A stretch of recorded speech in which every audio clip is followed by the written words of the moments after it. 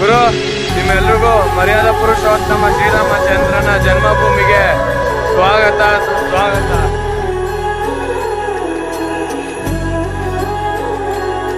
ಕೈಗೆ ಸೀತಾಮಾತೆ ಕೊಟ್ಟಿರ್ತಕ್ಕಂಥ ಬಹುಮಾನನೇ ಈ ಕನಕ ಭವನ. ಅಂದ್ರೆ ಚಿನ್ನ, ಭವನ ಅಂದ್ರೆ ಭವ್ಯವಾದ ಅರಮನೆ. ನೋಡಿ, ಈಗ ನಾವು ನಿಮ್ಗೆ ಆಲ್ರೆಡಿ ಗೊತ್ತಿರೋ ಹಂಗೆ ಅಯೋಧ್ಯೆಗೆ ಬಂದಿದ್ದೀವಿ. 16 ದಿನ ಟೂರ್ ಪ್ಯಾಕೇಜಲ್ಲಿ ಬಂದಿದ್ವಿ. ಸೊ ಬನ್ನಿ ಈಗ ಅಯೋಧ್ಯೆನ ಎಕ್ಸ್ಪ್ಲೋರ್ ಮಾಡೋಣ. ಸೊ ಈಗ ನಾವಿರೋ ಅಂಥ ಜಾಗ ಬಂದ್ಬಿಟ್ಟು ಸರಾಯು ನದಿಯ ತೀರದಲ್ಲಿದ್ದೀವಿ. ನೋಡಿ, ಅದೇ ಸರಾಯು ನದಿ. ನೋಡಿ, ಸರಾಯು ನದಿ ಇಂದಿಗೂ ಹರಿತಿದೆ, ವಿಶಾಲವಾಗಿ ಹರಿತಿದೆ ಅಂತ ಹೇಳ್ಬೋದು. ಬನ್ನಿ, ಆ್ಯಕ್ಚುಲಿ ಸರಾಯು ನದಿ ಏನಪ್ಪ ಅಂತ ಅಂದರೆ, ಶ್ರೀರಾಮಚಂದ್ರ ವನವಾಸಕ್ಕೆ ಹೋಗೋ ಸಮಯದಲ್ಲಿ ಅರಮನೆಯಿಂದ ಸೀದಾ ಇಲ್ಲಿಗೆ ಬಂದ್ಬಿಟ್ಟು ಆತನ ರಾಜ ಪಟ್ಟ ಏನಿದೆ ಅದನ್ನ ಇಲ್ಲಿ ಕಳಿಸ್ಬಿಟ್ಟು ಇಲ್ಲಿಂದ ಕಾವಿ ಬಟ್ಟೆ ತೊಟ್ಟು ಹೋಗ್ತಾನೆ ಅಂತ ಇತಿಹಾಸ ಇದೆ. ಸೊ ಇಲ್ಲಿ ಆತನ ರಾಜನೀತಿಯ ಪ್ರಕಾರ ಅವನ ರಾಜ ಪಟ್ಟನ ಇಲ್ಲಿ ಬಿಟ್ಟು ಆತ ಇಲ್ಲಿಂದ 14 ವರ್ಷದ ಕಾಲದ ವನವಾಸನ ಶುರು ಮಾಡ್ತಾನೆ.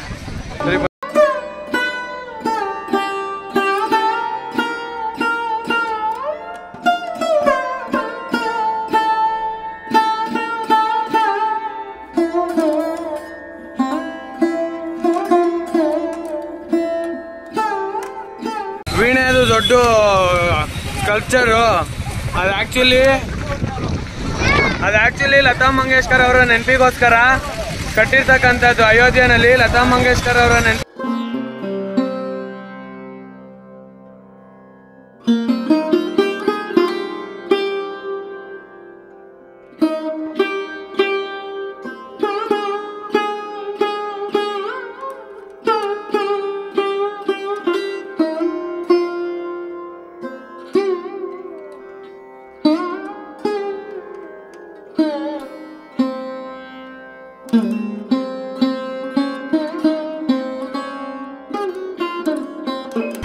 ಅದು ರಾಮ ಮಂದಿರ ನಿರ್ಮಾಣಕ್ಕೆ ಮ್ಯಾನೇಜ್ಮೆಂಟ್ಗೆ ಮೇನ್ ಹೆಡ್ ಸ್ವಾಮೀಜಿಗಳು ರಾಮದಾಸ್ ಅಂತ ಹೈಕೋರ್ಟಲ್ಲಿ ಇದ್ದವರು. ಅಂದರೆ ಹೈಕೋರ್ಟಲ್ಲಿ ರಾಮ ಮಂದಿರ ಪರ ಹೋರಾಟ ಮಾಡಿದಂಥ ವ್ಯಕ್ತಿ ಅವರು ಈಗ ಆಲ್ರೆಡಿ ರಾಮ ಮಂದಿರ 75% ಮುಗಿಸಿದ್ದಾರೆ. ಅದು ಇನ್ನು 1 ವರ್ಷದಲ್ಲಿ ಮುಗಿಯುತ್ತಂತೆ. ಅಲ್ಲಿವರೆಗೂ ಅದು ರಾಮ ಮಂದಿರ ಶುರುವಾದಾಗಿಂದ ಇದು ಪೂರ್ತಿ ಮುಗಿಯೋವರೆಗೂ ಅವರು ಊಟ ಮಾಡಲ್ವಂತೆ. ಬರೀ ಅನ್ನ ಅಲ್ಲ, ಬರೀ ಹಣ್ಣು ಮತ್ತು ನೀರು, ಹಾಲು ಇದನ್ನೇ ಕುಡ್ಕೊಂಡಿರ್ತಾರೆ. ಸೊ ಬನ್ನಿ ಹೋಗೋಣ.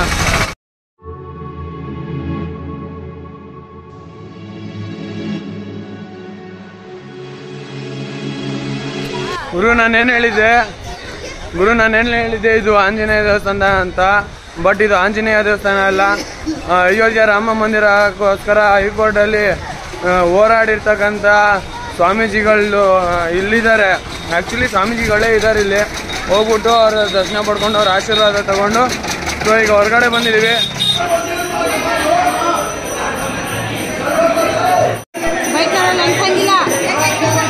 ಸೀತಾಮಾತೆ ರಾಮಚಂದ್ರನ ಮದುವೆ ಆದ ನಂತರ ಅಯೋಧ್ಯೆಗೆ ಸೀತಾ ಮೊದಲನೇ ಬಾರಿ ಬಂದಾಗ ಕೈಗೆ ಸೀತಾಮಾತೆ ಕೊಟ್ಟಿರ್ತಕ್ಕಂಥ ಬಹುಮಾನನೇ ಈ ಕನಕ ಭವನ. ಕನಕ ಭವನ ಅಂದರೆ ಕನಕ ಅಂದರೆ ಚಿನ್ನ, ಭವನ ಅಂದರೆ ಭವ್ಯವಾದ ಅರಮನೆ. ಆ ಕನಕ ಭವನನೇ ಇದು. ನೋಡಿ, ಒಳಗಡೆನೂ ಕರ್ಕೊಂಡು ಹೋಗ್ತೀನಿ, ಹೊರಗಡೆನೂ ಮಾತ್ರ ಅಲ್ಲ, ಹೊರಗಡೆನೂ ಹೋಗೋಣ. ಬನ್ನಿ. ನೋಡಿ ಸ್ನೇಹಿತರೆ, ಇನ್ನೊಂದು ಸ್ವಲ್ಪ ಹೊತ್ತಿಗೆ ಇಲ್ಲಿ ಹೋಗ್ತೀವಿ. ಅಲ್ಲಿ ಆ್ಯಕ್ಚುಲಿ ಆಂಜನೇಯ ಹನುಮಾನ್ ಮಂದಿರ್ಗೆ ಹೋಗ್ಬೇಕಿತ್ತು. 2 ಕಿಲೋಮೀಟ್ರು ಫುಲ್ಲು ಕ್ಯೂ ಇದೆ. ಸೊ ಹೋಗೋಕ್ಕಾಗಲಿಲ್ಲ. ಆದರೆ ಹೋಗದೆ ಸುಮ್ಮನೆ ಇರಲ್ಲ, ಹೋಗ್ತೀನಿ, ಪಕ್ಕ ಹೋಗ್ತೀನಿ. ಹೋಗದೆ ನಾನು ಇಲ್ಲಿಂದ ಅಂತೂ ಹೋಗಲ್ಲ. ಅದಾದ ನಂತರ ನೋಡಿ, ಇದು ಕನಕ ಭವನ. ಇದು ಮುಗಿಸ್ಕೊಂಡು ಆಂಜನೇಯನ ದೇವಸ್ಥಾನಕ್ಕೆ ಹೋಗಿ ಆಮೇಲೆ ಅಯೋಧ್ಯೆಗೆ ಹೋಗಿ ಶ್ರೀರಾಮನ ದರ್ಶನ ಪಡೆಯೋಣ. ಬನ್ನಿ.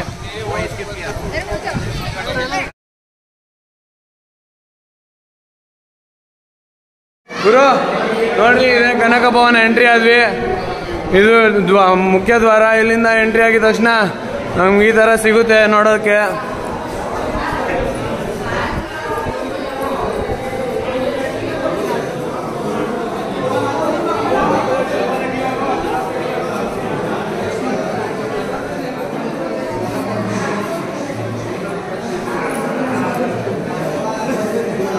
ನೋಡ್ರಿ ಒಳಗ್ ಬರ್ತಿದಂಗೆ ಭವ್ಯವಾದ ಅರಮನೆ ಹೆಂಗಿದೆ ನೋಡ್ರಿ, ಕನಕ ಭವನ.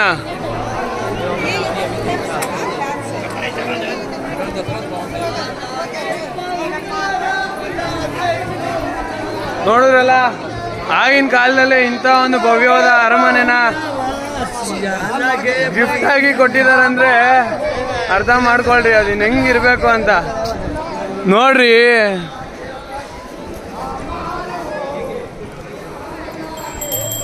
ಇನ್ನ ಇಷ್ಟ ಇಲ್ಲ, ಇನ್ನ ಅಲ್ಲಿ ಒಳಗಡೆನೂ ಇದೆ, ಒಳಗಡೆನೂ ಹೋಗೋಣ ಬನ್ನಿ. ನೋಡಿ ಆಕ್ಚುಲಿ ಇವತ್ತೇ ಅಂತ ಇಲ್ಲಿ ಕಮ್ಮಿ ಇರೋದು ಜನ. ತಿಂಗಳಲ್ಲಿ 30 ದಿನನೂ ಮಳ್ಳಾಕುರೆ ನೆಲಕ್ಕೆ ಸೇರಲ್ಲ ಅಂತ, ಅಷ್ಟು ಜನ ತುಂಬಿಕೊಳ್ತಾರೆ ಇಲ್ಲಿ. ಜೈ ಶ್ರೀರಾಮ್, ಜೈ ಶ್ರೀರಾಮ್, ಜೈ ಶ್ರೀರಾಮ್, ಜೈ ಶ್ರೀರಾಮ್, ಜೈ ಶ್ರೀರಾಮ್. बोलो श्री रामचंद्र जी की जय श्री राम, जय जय श्री राम.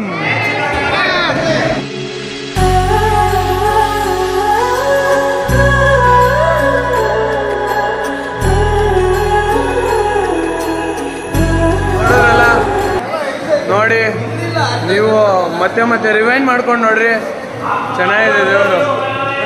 ಬನ್ನಿ ಈಗ ಮುಂದೆ ಹೋಗೋಣ ಬನ್ನಿ.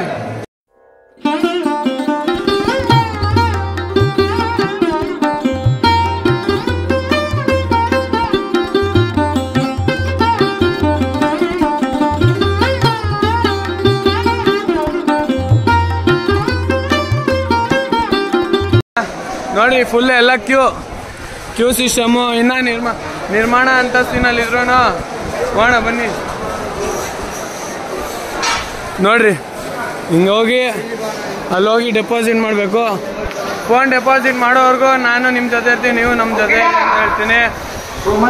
ಸರಿ ನೋಡಿ, ಇದು ಮೊದಲನೇ ಚೆಕ್ ಪಾಯಿಂಟು. ಸೊ ಇಲ್ಲಿ ಫಸ್ಟ್ ರೌಂಡ್ ಚೆಕಿಂಗ್ ನಡೆಯುತ್ತೆ. ಇದಾದ ನಂತರ ಒಳಗಡೆ ಇನ್ನೂ ಹಲವಾರು ಚೆಕಿಂಗ್ ಪಾಯಿಂಟ್ಗಳಿದೆ, ಚೆಕ್ ಪೋಸ್ಟ್ಗಳಿದೆ. ಅದನ್ನೆಲ್ಲ ಮೀರಿ ಹೋಗೋಣ ಬನ್ನಿ. ಈಗ ನನ್ನ ಹೆಸ್ರಿಗೆ ಹೋಗ್ತಾರೆ ರಕ್ಷಿತಾ ಅಂತ. ಹೋಗೋಣ ಬನ್ನಿ. ಈಗ ಇದೇ ಮೇನ್ ಚೆಕ್ ಪೋಸ್ಟು.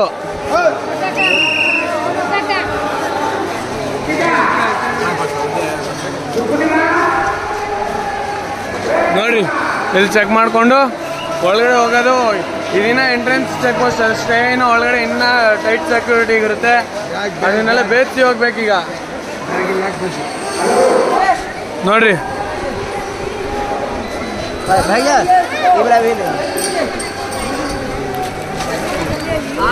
ನಡ್ರಿ ಹೋಗೋಣ.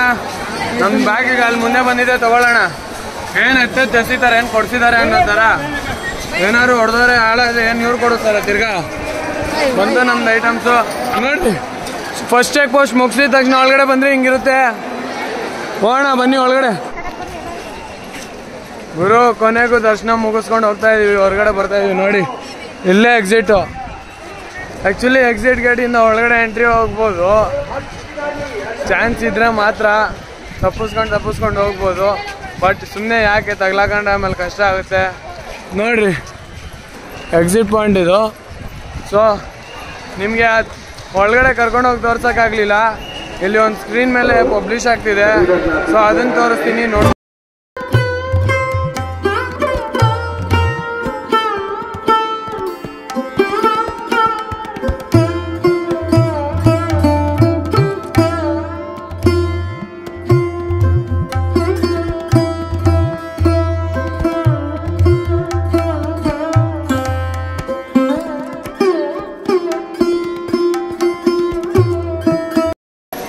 ಆಗಲೇ ಹೇಳ್ದಂಗೆ ಬರೀ 75% ಅಷ್ಟೇ. ಇನ್ನೊಂದು 1.5 ವರ್ಷದಲ್ಲಿ ಎಲ್ಲ ಕ್ಲಿಯರ್ ಮಾಡ್ತಾರಂತ ಹೇಳಿದ್ರು.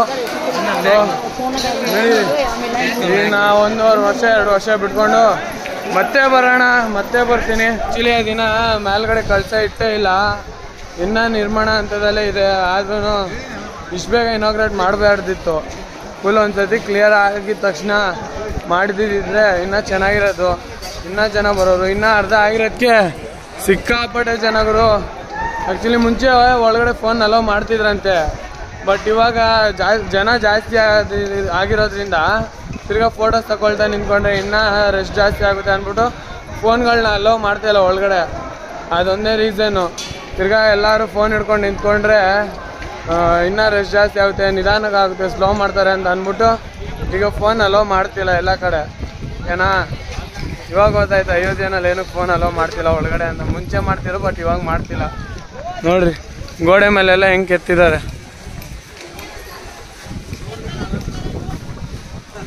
ಸರಿ ಮತ್ತೆ ಆಮೇಲೆ ಸಿಗೋಣ. ಬಾಯ್ ಬಾಯ್. ಗುರು ಹೆಂಗೋ ದರ್ಶನ ಎಲ್ಲ ಮುಗೀತು. ಈಗ ಎಲ್ಲ ಫುಲ್ ಶಾಪಿಂಗ್ ಮಾಡ್ತಾಯಿದ್ದೀವಿ. ನಮ್ಮ ಹುಡುಗರಿಗೆ ನಮ್ದೊಂದು ಗ್ಯಾಂಗ್ ಇದೆ ಅವ್ರಿಗಂತ ಸ್ವಲ್ಪ ತೊಗೊಂಡಿದ್ದೀನಿ. ಎಲ್ಲ ಸಿಮಿಲರ್. ಈ ಕಡೆ ಬಾ. ಹಾಂ ಬನ್ನಿ. ಈಗ ನಮ್ಮ ಮನೆಗೆ ಡ್ರೈ ಫ್ರೂಟ್ಸ್ ಬೇಕಂತ. ಇಲ್ಲಿ ಡ್ರೈ ಫ್ರೂಟ್ಸ್ ಕಮ್ಮಿಗೆ ಸಿಗ್ತಿದೆ. ಸೊ ಬನ್ನಿ ನೋಡೋಣ. ಅಲ್ಲಿಂದ ಮುಂದೆ ಇರೋದಮ್ಮ. ಈಗ ಇಲ್ಲ ಐತಪ್ಪ. ಓಕೆನಾ. ನಮ್ಮ ಹುಡುಗರು ನಮ್ದೊಂದು 5 ಜನದೊಂದು ಗ್ಯಾಂಗ್ ಇದೆ. ತರಲೆ ನನ್ನ ಮಕ್ಕಳು ಎಲ್ಲರೂ ನಾವು ಜೊತೆಗೆ ಇರ್ತೀವಿ. ಸೊ ಅವ್ರಿಗಂತ ಸ್ವಲ್ಪ ತೊಗೊಂಡಿದ್ದೀನಿ ಗಿಫ್ಟು ಅಯೋಧ್ಯೆಯಿಂದ. ಬನ್ನಿ ನೋಡೋಣ. ನೋಡಿ ದ್ರಾಕ್ಷಿ ತೊಗೊಳ್ಳೋಣ ಅಂತ ಬಂದಿದ್ದೀವಿ. ಗೊತ್ತಿಲ್ಲ ನೋಡಮ್ಮ. 100 रुपये का आधा किलो भाई. 100 रुपये का आधा के जी. 100 रुपये का आधा के जी. कमी कितना? 90 ಅಂತ ಅರ್ಧ ಕೆ ಜಿ. 100 रुपये का आधा किलो. ಚೆನ್ನಾಗೈತಾ? ನಂಗೆ ಗೊತ್ತಾಗಲ್ಲಮ್ಮ.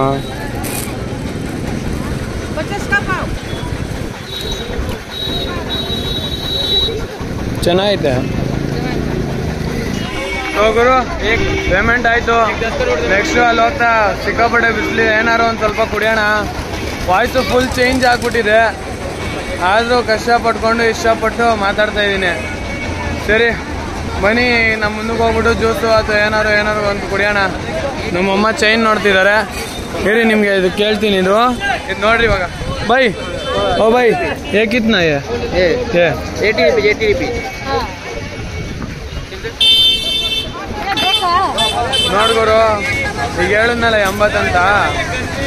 ಅದು ಆ್ಯಕ್ಚುಲಿ ನೋಡ್ರಿ ಇಲ್ಲಿ ನಾನೊಂದು ಹಾಕೊಂಡಿದ್ದೀನಿ, ಕಾಣಿಸ್ತೈತೆ ಅಂದ್ಕೊಳ್ತೀನಿ. ಇದು ಫಸ್ಟ್ ನಾನು ಕೇಳಿದಾಗ 100 ರೂಪಾಯಿ ಹೇಳ್ದೆ. ಇವನಾರ ಅಲ್ಲ ಅಲ್ಲಿ ಇನ್ನೊಬ್ನಾರ 100 ರೂಪಾಯಿ ಹೇಳ್ದ. ಅದಕ್ಕೆ ನಾನು ಹೇಳಿದೆ ಗುರು ಇವೆಲ್ಲ ಗೊತ್ತು 30 ರೂಪಾಯಿ ಅದು ಅಷ್ಟೆಲ್ಲ ರೇಟೇ ಇಲ್ಲ ಅಂದ. 50 ರೂಪಾಯಿ ಕೊಡು ಅಂದ. ಇಲ್ಲ ಆಗೋದೇ ಇಲ್ಲ ಅಂದೆ. 40 ಅಂದ. ಅದಕ್ಕೂ ಆಗಲ್ಲ ಅಂದೆ. ಕೊನೆಗೆ 100ಗೆ ಬಂದು ಕುದುರಿಸ್ಕೊಂಡು ತಗೊಂಡು ಬಂದೆ. ಮತ್ತು ನಮ್ಮ ಹುಡುಗರಿಗೆ ಒಂದು ಸ್ವಲ್ಪ ತೊಗೊಂಡಿದ್ದೀನಿ. ನೋಡೋಕೆ ಚಿಕ್ಕದು ಇರ್ಬೋದು, ಆದರೆ ಪ್ರೀತಿ ಜಾಸ್ತಿನೇ ಇದೆ. ಪರವಾಗಿಲ್ಲ ಬನ್ನಿ ಹೋಗೋಣ. ಆಮೇಲೆ ಇದು ನೋಡಿ ಕೊಡೋದಿನ ಒಂದು ವಿಡಿಯೋ ಮಾಡ್ತೀನಿ. ಸರಿ ಬನ್ನಿ ಹೋಗೋಣ. ಎಲ್ಲ ಮುಗೀತು. ಈ ಜಾಗದಲ್ಲಿ ಶಾಪಿಂಗ್ ಮುಗೀತು. ಈಗ ನೆಕ್ಸ್ಟ್ ಎಲ್ಲ ನಾವು ಹೋಗ್ತಾ ಏನಾದ್ರು ಕಾಣ್ತಿದ್ರೆ ತಿರ್ಗಾ ಅಲ್ಲೂ ಸಿಗೋಣ, ಅಲ್ಲೂ ಶಾಪಿಂಗ್ ಮಾಡೋಣ. ಅಲ್ಲಿವರೆಗೂ ನಮ್ಮ ಜೊತೆಗೆ ಕಾಯ್ತಾ ಇರಿ ಗುರು. ಅಷ್ಟೇ ಇವತ್ತು ಇಲ್ಲಿ ಅಯೋಧ್ಯೆ ಮುಗೀತು. ಈಗ ಇಲ್ಲೇ ಆಟೋ ಸ್ಟ್ಯಾಂಡಿಗೆ ಬಂದಿದ್ವಿ. ಆಟೋ ಹತ್ಕೊಂಡು ರೂಮ್ ಹತ್ರ ಹೋಗೋಣ. ರೂಮ್ ಹತ್ರ ಹೋಗಿ ಮತ್ತೆ ಒಂದು ಸ್ವಲ್ಪ ಫ್ರೆಶ್ ಅಪ್ ಆಗಿ ತಿರ್ಗಾ ಮತ್ತೆ ಎಲ್ಲರೂ ಹೋಗಂಗಿದ್ರೆ ಸಿಗ್ತೀನಿ. ಈಗ ಬನ್ನಿ ಆಟೋ ಹತ್ಕೊಂಡು ಹೋಗೋಣ. ನಮ್ದು ಯಾವ ಆಟೋ? ಈಗ ಇದು ನಮ್ದು ಆಟೋ. ಇದು ನಮ್ಮ ಆಟೋ. ಸೊ ಬನ್ನಿ ಹೋಗೋಣ. ಗುರು ಎಲ್ರಿಗೂ ಗೊತ್ತಿರೋಂಗೆ ಈಗ ಆಲ್ರೆಡಿ ಅಯೋಧ್ಯೆ ಮುಗಿಸ್ಕೊಂಡು ಹೊರಟಿದ್ವಿ. ಇಲ್ಲಿ ಟೀಗಂತ ನಿಲ್ಸಿದ್ದೀವಿ. ಒಂದು ವಿಚಾರ ನೋಡಿದೆ, ನೋಡಿ ಶಾಕ್ ಆಯಿತು. ಇಲ್ಲಿ ಕೇಳಿದೆ ಇಲ್ಲೆಲ್ಲ ಇದು ಲೀಗಲ್ಲೇ, ಇಲ್ಲಿಂದವ್ರಿಗೆ ಇದನ್ನೇ ಕೊಡ್ತಾರಂದ್ರು. ಇದೇನಂತ ನೀವು ಒಂದು ಸತಿ ನೋಡ್ಬಿಡ್ರಿ.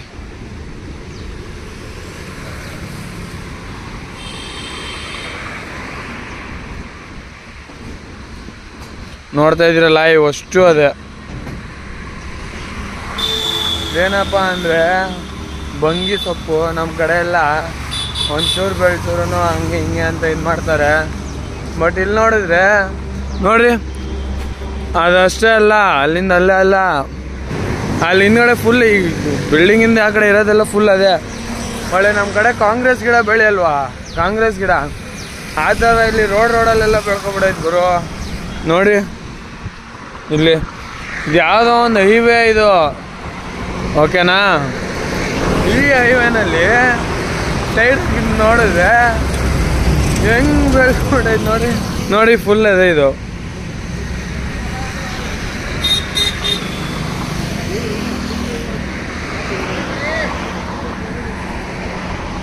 ನೋಡಿದ್ರಲ್ಲ, ಅಷ್ಟೇ. ನಾನು ಮಾತಾಡಲ್ಲ, ಬನ್ನಿ ಹೋಗೋಣ. ಬಾಯ್ ಬಾಯ್.